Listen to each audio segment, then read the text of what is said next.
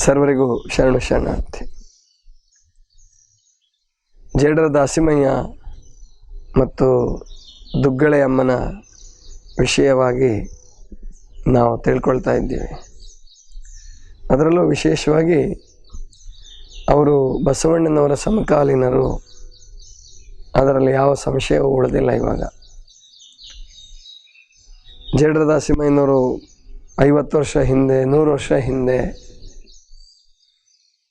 ಅವರು ವಚನದ ಸಾಹಿತ್ಯಕ್ಕೆ ಮೂಲ ಪುರುಷರು. ಇವೆಲ್ಲ ಕೇವಲ ಕೆಲವೇ ವಿದ್ವಾಂಸರು ಕೆಲವು ವರ್ಷಗಳ ಕಾಲ ಹಿಂದೆ ನಂಬಿಕೊಂಡಂಥ ಸಂಗತಿ ಹೊರತು ಇವತ್ತು ಎಲ್ರಿಗೂ ಗೊತ್ತಾಗಿದೆ. ಜೇಡರ ದಾಸಿಮಯ್ಯನವರು ಅನುಭವ ಮಂಟಪದಲ್ಲಿ ಇದ್ದರು, ಅನುಭವ ಮಂಟಪದ ಶರಣರ ಜೊತೆಗೆ ಒಡನಾಟ ಮಾಡಿದರು. ಅವರ ವಚನಗಳಲ್ಲಿ ಬಸವಣ್ಣನವರು, ಚನ್ನಬಸವಣ್ಣವರು, ಅಲ್ಲಮ ಪ್ರಭುದೇವರ ಹೆಸರು ಬರದೇ ಇದ್ದರೂ ಕೂಡ ಡೋಹರ ಕಕ್ಕಯ್ಯ, ಮಾದಾರ ಚೆನ್ನಯ್ಯ, ಕೆಂಬಾವಿ ಭೋಗಣ್ಣ ಮುಂತಾದ ಬಸವಾದಿ ಪ್ರಮಥರ ಜೊತೆಗೆ ಇದ್ದಂತಹ ಶರಣರ ಹೆಸರುಗಳು ಬಂದಿದೆ. ಇನ್ನು ದುಗ್ಗಳೆ ಅಮ್ಮನ ವಚನದಲ್ಲಿ ಸ್ಪಷ್ಟವಾಗಿ ಬಸವಣ್ಣವರು, ಚನ್ನಬಸವಣ್ಣವರ ಹೆಸರು ಬಂದಿದೆ. ಹಿಂದಿನ ಸಂಚಿಕೆಯಲ್ಲಿ ನಾವು ಒಂದು ವಚನವನ್ನು ನೋಡ್ತಾ ಇದ್ವಿ. ಬಸವಣ್ಣನಿಂದ ಗುರುಪ್ರಸಾದಿಯಾದೆನು, ಚನ್ನಬಸವಣ್ಣನಿಂದ ಲಿಂಗ ಪ್ರಸಾದಿಯಾದೆನು, ಪ್ರಭುದೇವರಿಂದ ಜಂಗಮ ಪ್ರಸಾದಿಯಾದೆನು, ಮರಳು ಶಂಕರ ದೇವರಿಂದ ಮಹಾಪ್ರಸಾದಿಯಾದೆನು. ಇಂತಿ ಚತುರ್ವಿಧವು ಏಕೀಭವಿಸಿ ಪ್ರಾಣಲಿಂಗವಾದ ಮಹಾಮಹಿಮಂಗೆ ಶರಣೆಂದು ಬದುಕಿದನೆಯ ದಾಸಯ್ಯ ಪ್ರಿಯ ರಾಮನಾಥ. ಈ ವಚನವನ್ನು ನಾವು ಬಹಳ ಸೂಕ್ಷ್ಮವಾಗಿ ಗಮನಿಸಬೇಕು. ಇಲ್ಲಿ ಬಸವಣ್ಣ, ಚನ್ನಬಸವಣ್ಣ, ಪ್ರಭುದೇವರಿಂದ ದಾಸಿಮಯ್ಯನವರು ಪ್ರಭಾವಿತರಾಗಿದ್ದರು ಅನ್ನೋದು ಈ ವಚನದ ಒಂದೇ ಒಂದು ಪದದಿಂದ ನಮಗೆ ಗೊತ್ತಾಗ್ತಾ ಇದೆ. ಇಲ್ಲಿ ದುಗ್ಗಳೆ ಅಮ್ಮನವರು ಮೇಲಿನ ಎಲ್ಲ ಸಾಲುಗಳಲ್ಲಿ ಶುದ್ಧ ಪ್ರಸಾದಿಯಾದೆನು, ಸಿದ್ಧ ಪ್ರಸಾದಿಯಾದೆನು, ಲಿಂಗ ಪ್ರಸಾದಿಯಾದೆನು ಅಂತ ಹೇಳ್ತಾ ಬಂದು ಕೊನೆಗೆ ಇಂತಿ ಚತುರ್ವಿಧವು ಏಕೀಭವಿಸಿ ಪ್ರಾಣಲಿಂಗವಾದ ಮಹಾಮಹಿಮಂಗೆ ಶರಣೆಂದು ಬದುಕಿದನೆಯ ದಾಸಯ್ಯ ಪ್ರಿಯ ರಾಮನಾಥ. ಇಂತಿ ಚತುರ್ವಿಧವು ಏಕೀಭವಿಸಿ ಪ್ರಾಣಲಿಂಗವಾದ ಮಹಾಮಹಿಮ ಯಾರು? ಅವರೇ ದಾಸಿಮಯ್ಯನವರು. ಅಂಥ ಮಹಾಮಹಿಮ ಅವರೊಬ್ಬರೇ ಅಂತಲ್ಲ. ಅನುಭವ ಮಂಟಪದಲ್ಲಿ ಯಾರ್ಯಾರು ಅನುಭವ ಮಂಟಪಕ್ಕೆ ಬಂದರೋ ಅವರೆಲ್ಲರೂ ಕೂಡ ಈ ಚತುರ್ವಿಧ ಪ್ರಸಾದದಿಂದ ಮಹಾಮಹಿಮರಾದವರೇ. ಮತ್ತು ಅನೇಕರಿಂದ ಒಬ್ಬರಿಂದ ಒಬ್ಬರು ಪ್ರಭಾವಿತರಾಗಿ, ವಿಶೇಷವಾಗಿ ಗುರುಲಿಂಗ ಜಂಗಮ ಸ್ವರೂಪಿಗಳಾದಂತಹ ಬಸವಣ್ಣ, ಚನ್ನಬಸವಣ್ಣ, ಪ್ರಭುದೇವರಿಂದ ನೂರಾರು ಜನ, ಸಾವಿರಾರು ಜನ ಪ್ರಭಾವಿತರಾಗಿ ಆ ಒಂದು ಪದ್ಧತಿಯನ್ನು ಕಲಿತುಕೊಂಡು ಆ ಒಂದು ಮಾರ್ಗದಲ್ಲಿ ನಡೆದು ತಮ್ಮ ಜೀವನವನ್ನು ಸಾರ್ಥಕಪಡಿಸಿಕೊಂಡು ನಮಗೆ ಧರ್ಮವನ್ನು ಕೊಟ್ಟು ಹೋಗಿದ್ದಾರೆ. ನಮ್ಮ ಸಂಶಯಗಳು ಜಾಸ್ತಿಯಾಗಿ ಧರ್ಮವನ್ನು ಬಿಟ್ಟುವಿ ಕೇವಲ ಇತಿಹಾಸವನ್ನು ಕೆದಕುವ ಪ್ರಯತ್ನವನ್ನು ಮಾಡ್ತಾ ಇದ್ದೀವಿ. ಶರಣರ ಇತಿಹಾಸವನ್ನು ಹೀಗೆ ಇಷ್ಟೇ ಅಂತ ತಿಳ್ಕೊಂಡು ನಾವು ಸಂಪೂರ್ಣವಾಗಿ ದಾಖಲೆ ಮಾಡಲಿಕ್ಕೆ ಸಾಧ್ಯ ಇಲ್ಲ. ಯಾಕಂದರೆ ಅವರು ಇತಿಹಾಸವನ್ನು ಮೀರಿದ ಇತಿಹಾಸ ಪುರುಷರು ಅಂತ ಕಾಣಿಸುತ್ತೆ. ಯಾಕಂದರೆ ತಮ್ಮ ಪೂರ್ವಾಶ್ರಮವನ್ನು ಎಲ್ಲೂ ಹೇಳೋದಿಲ್ಲ, ದಾಖಲೆ ಮಾಡೋದಿಲ್ಲ. ಅದು ಭಾರತೀಯರ ಪದ್ಧತಿಯೂ ಅಲ್ಲ. ಇತಿಹಾಸವನ್ನು ದಾಖಲೆ ಮಾಡುವ ಶಾಸನಗಳೇ ವ್ಯತ್ಯಾಸಗಳನ್ನು ಹೇಳುವಾಗ ಇತಿಹಾಸವನ್ನೇ ಹೇಳಲಾರದಂತಹ ಶರಣರು, ತಮ್ಮ ಹೆಸರಿನಲ್ಲಿ ಒಂದು ಶಾಸನವನ್ನು ನಿಲ್ಲಿಸಲಾರದ ಶರಣರು, ಮತ್ತು ತಮ್ಮ ಕಾಲಕ್ಕೆ ತಮ್ಮ ಬಗ್ಗೆ ಯಾರೂ ಪುರಾಣವನ್ನು ಬರೆಸ್ಕೊಳ್ಳಿಲ್ಲ. ಶರಣರು ಯಾರೂ ಪುರಾಣವನ್ನು ಬರೆಸ್ಕೊಳ್ಳಲಿಲ್ಲ. ಅವ್ರಿಗೆ ಗೊತ್ತಿತ್ತು ಪುರಾಣವನ್ನು ಬರೆಸ್ಕೊಳ್ಳದೇ ಇದ್ದರೂ ನಮ್ಮನ್ನು ಜಗತ್ತು ಬಿಡೋದಿಲ್ಲ, ಜಗತ್ತು ಹಿಡಿಯುತ್ತೆ, ಜಗತ್ತಿಗೆ ಅಗತ್ಯ ಇದೆ ಅನ್ನೋದು ಗೊತ್ತಿತ್ತು ಅವರಿಗೆ. ಹೀಗಾಗಿ ಶರಣರು ಯಾರು ಪುರಾಣವನ್ನು ಬರೆಸ್ಕೊಂಡವರಂತ ಅಲ್ಲ. ಮತ್ತು ಇತಿಹಾಸ ನಮ್ಮ ಹೆಸರಲ್ಲಿ ಅದು ಉಳಿಬೇಕು ಇದು ಉಳಿಬೇಕು ಅಂತ ಪ್ರಯತ್ನ ಪಟ್ಟವರು ಅಲ್ಲ. ಪರಮಾತ್ಮನ ಹೆಸರಿರೋವರೆಗೂ ಶರಣರ ಹೆಸರಿರುತ್ತೆ, ಸೃಷ್ಟಿ ಇರೋವರೆಗೂ ಶರಣರ ಹೆಸರಿರುತ್ತೆ, ಬಸವಾದಿ ಪ್ರಮಥರ ಹೆಸರಿರುತ್ತೆ. ಇಲ್ಲಿ ನಮಗೆ ಬೇಕಾಗಿರೋದು ಅವರ ಧರ್ಮ ಸಾರ, ಶರಣ ಧರ್ಮ ಸಾರ, ವಚನ ಧರ್ಮ ಸಾರ. ಅದಕ್ಕೆ ಸ್ವಲ್ಪ ಪೂರಕವಾಗಿ ಅವರು ಇದ್ದರು ಅನ್ನೋದನ್ನು ನಾವು ಹೇಳಬೇಕು. ಆದರೆ ಬಹಳಷ್ಟು ಜನ ಯಾವುದಾದ್ರೂ ಒಂದು ಪೂರ್ವಗ್ರಹವನ್ನು ಹಿಡ್ಕೊಂಡು ಬಸವಣ್ಣನಿಗೆ ಗುರುತ್ವ ಕೊಡಬಾರ್ದು ಅಂತನೋ ಅಥವಾ ಇನ್ಯಾರನ್ನೋ ಸಮರ್ಥಿಸಬೇಕು ಅಂತನೋ ಅಥವಾ ಇತಿಹಾಸದಲ್ಲೇ ಇಲ್ಲದೇ ಇರತಕ್ಕಂಥವ್ರನ್ನ ತಗೊಂಡು ಬಂದು ಈ ಧರ್ಮವಂತರ ತಲೆ ಮೇಲೆ ಕೂಡಿಸಿ ಕುಲಗೆಡಿಸ್ಬೇಕು ಅಂತಕ್ಕಂತಹ ಗುರಿ ಇದ್ದಂಥವ್ರಿಗೆ ಏನು ಮಾಡೋದಕ್ಕಾಗುತ್ತೆ? ಅದಕ್ಕೆ ನಾವಿಲ್ಲಿ ತಿಳ್ಕೋಬೇಕು. ದುಗ್ಗಳೆ ಅಮ್ಮ ಇಲ್ಲಿ ಹೇಳ್ತಾ ಇರ್ತಕ್ಕಂಥದ್ದು ಇಂತಿ ಚತುರ್ವಿಧವು ಏಕೀಭವಿಸಿ ಪ್ರಾಣಲಿಂಗವಾದ ಮಹಾಮಹಿಮಂಗೆ ಶರಣೆಂದು ಬದುಕಿದನಯ್ಯ ದಾಸಯ್ಯ ಪ್ರಿಯ ರಾಮನಾಥ. ಇಲ್ಲಿ ಮಹಾಮಹಿಮ ಅಂದರೆ ದಾಸಿಮಯ್ಯನವರೇ. ಅವು ಎಲ್ಲವನ್ನೂ ಏಕೀಭವಿಸಿಕೊಂಡು ಅವರು ಮಹಾಮಹಿಮರಾಗಿದ್ದರು. ಅವರನ್ನು ಅನುಸರಿಸಿ ನಡೆದು ದುಗ್ಗಳೆ ಅಮ್ಮನು ಮಹಾಮಹಿಮರಾದರು. ಇನ್ನೊಂದು ವಚನದಲ್ಲಿ ಹೇಳ್ತಾರೆ ದುಗ್ಗಳೆ ಅಮ್ಮನವರು, ಭಕ್ತನಾದಡೆ ಬಸವಣ್ಣನಂತಾಗಬೇಕು, ಜಂಗಮವಾದಡೆ ಪ್ರಭುದೇವರಂತಾಗಬೇಕು, ಯೋಗಿಯಾದಡೆ ಸಿದ್ದರಾಮಯ್ಯನಂತಾಗಬೇಕು, ಭೋಗಿಯಾದಡೆ ಚನ್ನಬಸವಣ್ಣನಂತಾಗಬೇಕು, ಐಕ್ಯನಾದಡೆ ಅಜಗಣ್ಣನಂತಾಗಬೇಕು, ಇಂತಿವರ ಕಾರುಣ್ಯ ಪ್ರಸಾದವ ಕೊಂಡು ಸತ್ತ ಹಾಗಿರಬೇಕಲ್ಲದೆ ತತ್ವದ ಮಾತು ಎನಗೆ ಕಯ್ಯ ದಾಸಯ್ಯ ಪ್ರಿಯ ರಾಮನಾಥ. ಎಷ್ಟರ ಮಟ್ಟಿಗೆ ದುಗ್ಗಳೆ ಅಮ್ಮನವರು ಹೇಳ್ತಾರೆ ಅಂದರೆ, ಇವರೆಲ್ಲ ನಮಗೆ ಮೂಲ ಪುರುಷರು. ಬಸವಣ್ಣ ಭಕ್ತಿ ಮಾರ್ಗಕ್ಕೆ, ಪ್ರಭುದೇವರು ಜಂಗಮ ಮಾರ್ಗಕ್ಕೆ,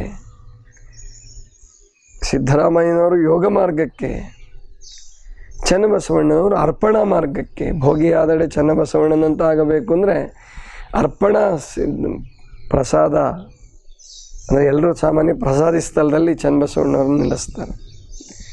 ಪ್ರಸಾದ ಅಂದ್ಕೂಡಲೇ ಬರೀ ಈಗಿನ ನೈವೇದ್ಯ ಪ್ರಸಾದ ಊಟ ಮಾಡೋದು ಇದು ಅಷ್ಟೇ ತಿಳ್ಕೋಬಾರ್ದು. ಶರಣ ಧರ್ಮದ ಪ್ರಕ್ರಿಯೆಯಲ್ಲಿ ಪ್ರಸಾದಿ ಅಂದರೆ ಪ್ರತಿಯೊಂದನ್ನು ಪರಮಾತ್ಮನಿಗೆ ಅರ್ಪಿಸುವವನು. ಚನ್ನಬಸವಣ್ಣನವರು ಆ ಕಲೆಯನ್ನು ಕಲ್ತಿದ್ರು. ಭೋಗಿಯಾದಡೆ ಚನ್ನಬಸವಣ್ಣನಂತಾಗಬೇಕು, ಐಕ್ಯನಾದಡೆ ಅಜಗಣ್ಣನಂತಾಗಬೇಕು. ನೋಡಿ ಇಲ್ಲಿ ಐಕ್ಯ ಸ್ಥಳದಲ್ಲಿ ಇವರೊಬ್ಬರೇ ಅಲ್ಲ, ನೂರಾರು ವಚನಗಳಲ್ಲಿ ಅಜಗಣ್ಣನನ್ನು ಸ್ಮರಿಸಿದ್ದಾರೆ. ಆದರೆ ಬಹಳ ಜನ ವಿದ್ವಾಂಸರುಗಳು ಅಜಗಣ್ಣ ಲಕ್ಕುಂಡಿ ಬಿಟ್ಟು ಬರಲೇ ಇಲ್ಲ, ಕಲ್ಯಾಣಕ್ಕೆ ಬಂದೇ ಇಲ್ಲ ಅನ್ನೋ ಅರ್ಥದಲ್ಲಿ ಮಾತಾಡ್ತಾರೆ. ಶೂನ್ಯ ಸಂಪಾದನೆ ಅದು ಕೇವಲ ಒಂದು ನಾಟಕೀಯ ರಚನೆ, ಸಂವಾದ ಆಗಿಲ್ಲ ಅಂತ ಬರೆದ ಪುಣ್ಯಾತ್ಮರುಗಳು ಇದ್ದಾರೆ. ಎಲ್ಲರೂ ಕಲ್ಯಾಣಕ್ಕೆ ಬಂದಿದ್ದರು. 770 ಅಮರಗಣಗಳೆಲ್ಲರೂ ಕಲ್ಯಾಣದಲ್ಲಿದ್ದರು. ಕೆಲವು ದಿವಸ ಯಾರು ಹಿಂದೆ ಬಂದಿರ್ಬೋದು, ಯಾರು ಮುಂದೆ ಬಂದಿರ್ಬೋದು, ಯಾರು ತಡವಾಗಿ ಬಂದಿರ್ಬೋದು, ಯಾರು ಬೇಗ ಬಂದಿರ್ಬೋದು. ಆದರೂ ಒಬ್ಬರಿಗೊಬ್ಬರಿಗೆ ಭೇಟಿ ಆಗಲಾರದೆ ಈ ಲಿಂಗಾಯತ ಧರ್ಮದ ಪ್ರಕ್ರಿಯೆಯನ್ನು ಅನುಸರಣೆ ಮಾಡಲಾರ್ದೇ ಯಾರೂ ಕೂಡ ವಚನಗಳನ್ನು ಬರೆದಿಲ್ಲ, ವಚನ ರಚನೆ ಮಾಡಿಲ್ಲ. ಅದನ್ನು ನಾವು ಸರಿಯಾಗಿ ತಿಳ್ಕೋಬೇಕು. ಎಲ್ಲರೂ ಒಟ್ಟಾಗಿ ಬದುಕಿದ್ರು. ಮುಂದೆ ಅವರವ್ರ ಊರುಗಳನ್ನು ಕಷ್ಟಪಟ್ಟು ಹುಡುಕಿ ಶೂನ್ಯ ಸಂಪಾದನೆಕಾರರು ಅದನ್ನು ಉಲ್ಲೇಖಿಸಿದರೆ ಹೊರತು ಅಲ್ಲಿ ಆ ಘಟನೆ ನಡೆದ ಹಾಗೆ ಅಥವಾ ಅಲ್ಲಮ್ಮ ಪ್ರಭುದೇವರು ಚರಿಸಿಕೊಂಡು ಬಂದು ಭೇಟಿಯಾದರು ಅನ್ನೋ ಹಾಗೆ ಬರೆದಿದ್ದಾರೆ ಹೊರತು ಸಂವಾದ ನಡೆದಿದ್ದು ಸತ್ಯ, ಅನುಭವ ಮಂಟಪದಲ್ಲಿ ಇದ್ದಿದ್ದು ಸತ್ಯ. ಅನುಭವ ಮಂಟಪ 27 ವರ್ಷಗಳ ಕಾಲ ನಡೆದಿದೆ. ಅದರಲ್ಲಿ ಎಲ್ಲ ಶರಣರು, ಮಾದಾರ ಚೆನ್ನಯ್ಯ, ಮೆರಮಿಂಡದೇವ, ದಾಸಿಮಯ್ಯನವರು ಎಲ್ಲರೂ ಕೂಡ ಸೇರಿಕೊಂಡು ಅನುಭವ ಗೋಷ್ಠಿಯನ್ನು ಮಾಡಿದ್ದಾರೆ. ಕೆಲವರು ಪ್ರಚಾರಕ್ಕೆ ಹೋಗಿದ್ದಾರೆ, ಕೆಲವರು ಅಲ್ಲೇ ಇದ್ದಾರೆ, ಕೆಲವರು ಬೇರೆ ಬೇರೆ ಸ್ಥಳದಲ್ಲಿ ಹೋಗಿ ಐಕ್ಯರಾಗಿರ್ಬೋದು. ಅಂದಾಕ್ಷಣಕ್ಕೇ ಇದೆಲ್ಲ ಯಾಕೆ ಶುರುವಾಯ್ತಪ್ಪ ಅಂತಂದರೆ, ಈ ಹರಿಹರನ ಕಾವ್ಯದಲ್ಲಿ ಬೇರೆ ಬೇರೆ ಕಾಲದಲ್ಲಿ ಬದುಕಿದ್ದಂಥವ್ರನ್ನ ತಗೊಂಡು ಬಂದು ಕೂಡಿಸಿ ಶೈವಮಯ ಮಾಡೋಕ್ಕೆ ಹೋಗಿ, ಶೈವ ಪುರಾತನರು ಬಸವಾದಿ ಪ್ರಮಥರನ್ನು ಕೂಡಿಸೋದಕ್ಕೆ ಹೋಗಿ ಅನಾಹುತ ಆಯಿತು. ಆದರೆ ಹರಿಹರನ್ನೇ ಹೆಚ್ಚು ಮಾನಿಸಿ ಶರಣರ ವಚನಗಳನ್ನು ನಾವು ಕಡೆಗಣಿಸಿದರೆ ನಮಗೆ ಸತ್ಯ ಗೋಚರ ಆಗೋದಕ್ಕೆ ಎಂದಿಗೂ ಸಾಧ್ಯವಿಲ್ಲ. ಆದ್ದರಿಂದ ನಾವೆಲ್ಲ ತಿಳ್ಕೋಬೇಕು. ಅಜಗಣ್ಣನವರು ಅನುಭವ ಮಂಟಪಕ್ಕೆ ಬಂದಿದ್ದರು. ಐಕ್ಯನಾದಡೆ ಅಜಗಣ್ಣನಂತಾಗಬೇಕು, ಇಂತಿವರ ಕಾರುಣ್ಯವ ಪ್ರಸಾದವು ಕೊಂಡು ಸತ್ತ ಹಾಗಿರಬೇಕಲ್ಲದೆ. ತತ್ವದ ಮಾತು ಎನಗೆ ಕಯ್ಯ ದಾಸಯ್ಯ ಪ್ರಿಯ ರಾಮನಾಥ. ನಾನು ಇನ್ನೊಂದು ವಿಚಾರನೇ ಮಾಡೋದಿಲ್ಲ ಅಂತ ಹೇಳ್ತಾನೆ. ಸತ್ತ ಹಾಗಿರಬೇಕು. ಎಂತಹ ಮನೋಭಾವನೆ ನೋಡಿ. ಜೇಡರ ದಾಸಿಮಯ್ಯನವ್ರು ನೆನ್ನೆ ಒಂದು ವಚನ ನೋಡ್ತಾ ಇದ್ವಿ. ಬೇಲಿಯಾಗಿಸು ನನ್ನನ್ನು, ಸೊಣಗನಾಗಿಸು ಶರಣರ ಮನೆಯಲ್ಲಿ. ಶರಣರ ಗೋಷ್ಠಿಯಲ್ಲಿ ಇರಲಾರ್ದೇನೆ, ಶರಣರ ಮಹತ್ವವನ್ನು ತಿಳ್ಕೊಳ್ಳಾರ್ದೇನೆ ಹೀಗೆ ಮಾತಾಡಲಿಕ್ಕೆ, ಇಂತಹ ಮಾತುಗಳು ಬರಲಿಕ್ಕೆ ಸಾಧ್ಯವಿಲ್ಲ. ತೊತ್ತಾಗಿ ನಾನು ಶರಣರ ಹತ್ರ ಇರ್ತೀನಿ ಅಂತ ಅನ್ಬೇಕಾದ್ರೆ ಅದು ಎಂಥ ಅದ್ಭುತವಾದಂತಹ ಪ್ರಸಂಗ ಅದು. ಹೀಗೆ ನಾವು ತಿಳ್ಕೋಬೇಕು. ಶರಣರು ಜೇಡರ ದಾಸಿಮಯ್ಯನವರು ಒಟ್ಟಾಗಿ ಇದ್ದರು. ದಾಸಿಮಯ್ಯನವರು ಶರಣರಿಗಿಂತ ಮೊದಲಲ್ಲ. ಮತ್ತು ಬಸವಣ್ಣನವರು ದಾಸಿಮಯ್ಯನವರನ್ನು ಸ್ಮರಿಸ್ತಾರೆ, ಕೊಂಡಾಡ್ತಾರೆ. ಚಿಕ್ಕ ವಯಸ್ಸಿನಿಂದ ಚಿಕ್ಕವರು ಇರ್ತಕ್ಕಂಥವ್ರನ್ನೇ ಕೊಂಡಾಡ್ತಾರೆ. ಇನ್ನು ದಾಸಿಮಯ್ಯನವರು ವಯಸ್ಸಿನಲ್ಲಿ ಹಿರಿಯರು ಇರಬಹುದು. ಇದನ್ನು ನಾವು ತಿಳ್ಕೊಳ್ಳೋಣ ಅಂತ ಹೇಳ್ತಾ, ಇನ್ನು ದಾಸಿಮಯ್ಯನವರ ಹುಟ್ಟೂರು ಮುದನೂರು. ಅದು ಅವತ್ತಿನ ಕಾಲಕ್ಕೆ ದಕ್ಷಿಣ ಕಾಶಿ, ದಕ್ಷಿಣ ವಾರಣಾಸಿ ಅನ್ನಿಸ್ಕೊಂಡಿತ್ತು ಅಂತ ಶಾಸನದಲ್ಲಿ ಬರ್ತಾರೆ. ಚಿಕ್ಕಮಗಳೂರಿನ ಗೋಪಾಲಸ್ವಾಮಿಯ ದೇವಾಲಯದ ಶಾಸನದಲ್ಲಿ ದಕ್ಷಿಣ ವಾರಣಾಸಿ ಮುದನೂರು ಎಂದು ವರ್ಣಿಸಲಾಗಿದೆ. ಅಂದರೆ ಇದನ್ನು ಸಿದ್ಧಯ್ಯ ಪುರಾಣಿಕರು ಉಲ್ಲೇಖಿಸ್ತಾರೆ. ಹೌದು, ಆವತ್ತು ಕಾಶಿ ಅಂತಂದರೆ, ಇವತ್ತಿಗೂ ಕೂಡ ಕಾಶಿ ಅಂತಂದರೆ ವಿದ್ವಾಂಸರು, ಸಾಧಕರು ಇರ್ತಕ್ಕಂಥ ತಾಣ ಅನ್ನುವ ಮನೋಭಾವನೆ ಇದೆ, ಇವತ್ತಿಗೂ ಇದೆ. ಅವತ್ತು ಅದು ಜೋರಾಗಿತ್ತು, ಅವತ್ತು ಬಹಳ ಜೋರಾಗಿತ್ತು. ಹಾಗಾಗಿ ದಕ್ಷಿಣ ಕಾಶಿ, ದಕ್ಷಿಣ ವಾರಣಾಸಿ ಅಂತ ವರ್ಣಿಸೋದು. ಎಲ್ಲಿ ಭಕ್ತಿ ಜೋರು ನಡೀತಿರ್ತದೆ ಅದನ್ನು ಕಾಶಿಗೆ ಹೋಲಿಸ್ತಾ ಇದ್ರು ಶಾಸನದಲ್ಲಿ. ಕಾಶಿಗೆ ಹೋಲಿಸಿದ್ದಾರೆ ಅಂತ ಹೇಳ್ತಾರೆ. ರಾಮನಾಥ ದೇವಾಲಯ ಇದೆ, ಇವತ್ತಿಗೂ ಕೂಡ ರಾಮನಾಥ ದೇವಾಲಯ ಇದೆ. ಅಲ್ಲಿ ರಾಮತೀರ್ಥ, ಲಕ್ಷ್ಮಣ ತೀರ್ಥ, ಹಾಲು ತೀರ್ಥ, ಸಂಗಮ ತೀರ್ಥ, ಪಾಂಡುತೀರ್ಥ ಅಂತ ಬೇರೆ ಬೇರೆ ಸಣ್ಣ ಪುಟ್ಟ ನದಿಗಳು, ಹಳ್ಳಗಳು, ಅವತ್ತೆಲ್ಲ ಎಲ್ಲ ಭಾಗದಲ್ಲೂ ನದಿಗಳು, ಹಳ್ಳಗಳು ಇರ್ತಿದ್ದು. ಇವತ್ತೆಷ್ಟೋ ಬತ್ತು ಹೋಗ್ಬಿಟ್ಟಿದ್ದಾವೆ. ಮರಳು ತೀರ್ಥ, ಸಕ್ಕರೆ ತೀರ್ಥ ಅನ್ನುವ ಸಪ್ತ ತೀರ್ಥಗಳಿದ್ವು ಅಂತ ಹೇಳ್ತಾರೆ. ಸುತ್ತಲೂ ಬಳಸಿ ಬೆಳೆದ ಬಾಳೆ, ಕಬ್ಬು, ತೆಂಗಿನ ತೋಟಗಳಿಂದಲೂ ಪಾವನತೆ, ರಮಣೀಯತೆಗಳಿಂದ ಶೋಭಿಸ್ತಾ ಇತ್ತು ಅಂತ ತಿಳ್ಕೊಂಡು ಬರೀತಾರೆ. ಇನ್ನು ದಾಸಿಮಯ್ಯನ ತಾಯಿ ತಂದೆಗಳು ಶಂಕರಿ ಮತ್ತು ರಾಮಯ್ಯ ಅಂತ ಹೇಳಿದ್ದಾರೆ. ಶಂಕರಿ ರಾಮಯ್ಯ ಅಂತ ಹೇಳಿದ್ದಾರೆ. ಆದರೆ ಅವರ ವಚನಗಳಲ್ಲಿ ತಾಯಿ ತಂದೆಗಳ ಹೆಸರಾಗಲಿ ಏನೂ ಬರೋದಿಲ್ಲ. ಇನ್ನು ದಾಸಿಮಯ್ಯನವರ ಗುರುಗಳು ಚಂದ್ರಗೊಂಡ ಶಿವಾಚಾರ್ಯ ಅಂತ ಹೇಳಿದ್ದಾರೆ. ಇದು ಕೂಡ ನೇರವಾಗಿ ಅವರ ವಚನಗಳಲ್ಲಿ ಬಂದ ಹಾಗೆ ಕಾಣಿಸೋದಿಲ್ಲ. ಅದು ಹರಿಹರನ ರಗಳೆಯ ಆಧಾರದ ಮೇಲೆ ಬರೆದಿರ್ಬೋದು ಅಂತ ಕಾಣಿಸುತ್ತೆ.